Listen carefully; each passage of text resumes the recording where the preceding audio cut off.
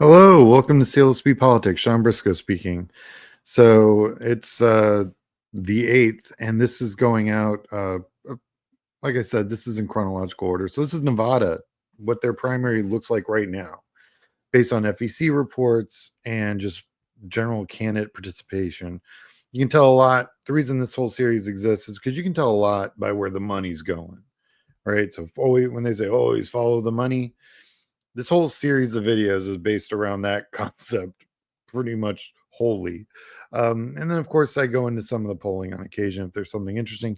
But quite honestly, that'll be in future shows about these districts. This one is really just about who's got their act together and who's running where. And we got some really busy districts in Nevada this cycle. It's kind of nuts. So this is what the congressional districts in Nevada look like. It's pretty simple.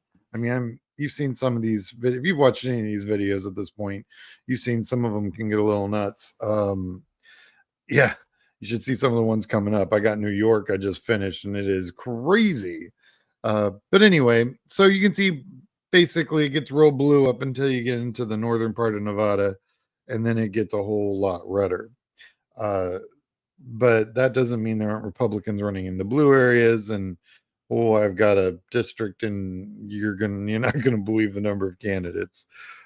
This is kind of how it plays out. The vast majority of the population is really only located in two regions, of which even the suburbs of Vegas kind of carry entire whole swaths of this state. You understand that as I think I've mentioned before, congressional districts are basically broken up into about 780,000 individuals per representative. So, yeah.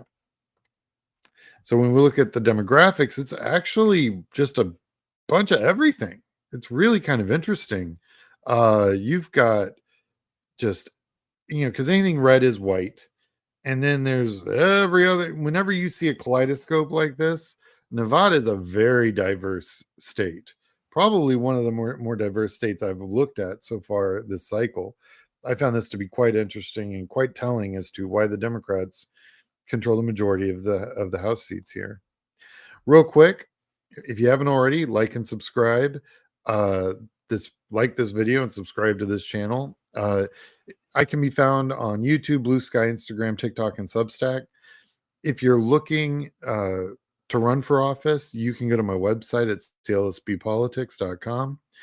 And if you'd like to donate to this channel, you can. I have a YouTube, I have a PayPal account on my YouTube channel, and you can join my Substack subscription at $5 a month.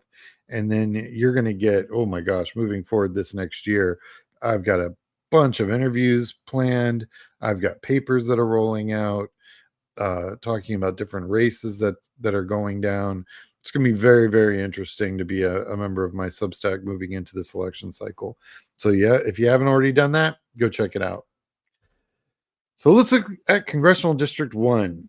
Now, there's a lot of people. You got the incumbent, Dina Titus, that's sitting there. And she's being primaried by one other Democrat. But then you've got a lot of Republicans. You're like, wow, that's a lot of Republicans. There's another district in this state that's got even more Republicans running for it than this. It's kind of crazy. But when we look at the money, we see what is a solid breakdown of Dina sitting at just on. This is also, all these numbers are from September, right? So they've been fundraising the entire fall, and with everything the Republicans are doing, the Democrats are doing all right fundraising, not as good as the GOP, but of course they're not in any power, so you're not seeing they don't have all the power right now. So of course they're not seeing any of the accolades, as it were, in the donor universe. But that's going to change. But right now she's sitting at just over $500,000, which is solid. The Democrat who's primarying her has like $4,000. This is all cash on hand, by the way. That's not really that much. And also, quite honestly, the only Republican that's raised any real money is Carrie Buck, and she's still way behind. but we'll come back and look at this race at a different time after the next reporting period, which will be, I mean, it ends in December, but the FEC gives you a couple weeks to get your books together, so we don't really see those numbers till first, second week of January. So District 2, which is a nice solid chunk, and it's got, it's got a Republican incumbent. There's a Democrat running. I couldn't find any FEC information on that one, so probably just started fundraising. And then also the Republicans being primaried again, probably just started fundraising, so didn't have anything to report as of September. District 3, this is the one I was telling you guys about earlier. So Susie Lee's the incumbent. She's getting primaried by a couple of Democrats, which is fine. Look how many Republicans are running for this seat. BT dubs, this seat is not going Republican. But man, oh man, everybody and their grandma's running in the Republican primary for this seat. And some of them raised some money. Ari Nagy is by far the one that's raised the most at $1 million almost as of September. You've got a few others that are sitting there. Some have some debt, so when you minus out the debt, they're kind of actually negative, which the debt just means that's a loan that the candidate made to the campaign. Yeah, it's not, they still having 87 grand on hand. Christopher Brandlin still has some money to work with, so not dead in the water, but definitely as the election moves forward, if the fundraising is pick up, he's got a problem. But by far, this is really a two-way race right now. Certainly under fundraising, as far as fundraising, is Ari Nagy is a Republican, and Susie Lee, of course, is the incumbent Democrat.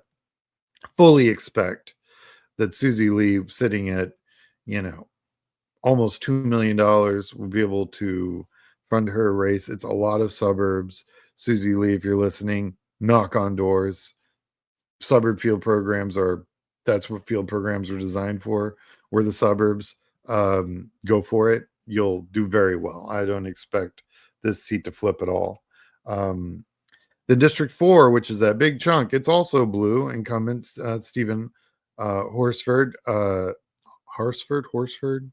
Apologize, guy, if I'm messing your name up. Has one real Republican opponent, maybe two if Cody Whipley gets the fundraising going, but Cody's got a bit of debt, so we'll see how that plays out. But David Flippo is the only other one, and honestly, almost a head-to-head in fundraising, but I have a feeling that Stephen's going to step it up. It's a blue district. Fully expect the Democrats to hold on to it, especially in this cycle. Well, that was Nevada. Not too much. There's only 4 districts. I'll be looking at, the other seats as the elections progress. But if you enjoyed this show, if you find this information interesting, if you have friends in Nevada you'd like to share this with, go for it. But I just want to say thank you for watching. You can go to my YouTube, Blue Sky, Instagram, TikTok, and Substack and find more information about my channels and what work I do. I have a website, salespepolitics.com. If you know anyone thinking about running for office, go check that out. All right. Well, I hope everyone has a great day. I'm putting out a show every day, probably for the next, year. So I hope everyone enjoys these, and we're about halfway through all these congressional districts. So hope everyone's enjoying them. Talk to you guys later. Bye.